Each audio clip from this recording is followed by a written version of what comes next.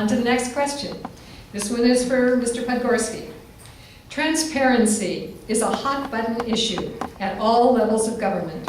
Some would say the City of Riverside has adopted several best practices: e-comment, accessible online records, and broadcast of City Council meetings.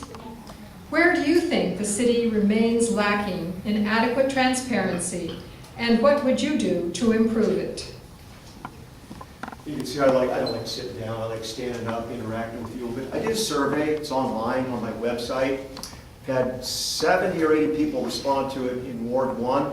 And I got to tell you, one of the #1 issues, 80% of the people that took the survey said transparency is a big, big issue for them. Let me give you some examples of what I consider to be lack of transparency. The public utilities meeting is at 8:30 in the morning on Friday. Mr. Gardner, being involved in the public utilities industry, probably knows that that makes it inaccessible to most of us. I do believe that's a lack of transparency. There's some other issues related to public utilities themselves. We own it, but we really have very little information about what goes on there. And in fact, when we talk about other aspects of transparency, the city actually spends a lot of money over budget, but we don't know about that either because it's done about $49,000 at a time. I believe that and the way some of our executives are treated as they go out the door, all of that stuff needs to be transparent. We should have nothing to hide. Thank you. Mr. Gardner, would you like to reply? I would. I have a slight difference of opinion on the over budget statement. City manager does have authority to spend from an existing budget up to $50,000 without city council approval of that specific expenditure.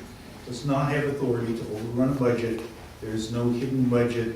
These are dollars from a regular budget. It's an efficiency thing. When I ran a district for the Southern California Edison Company, I could sign $250,000 in construction projects as long as I didn't go over my budget. So those are important.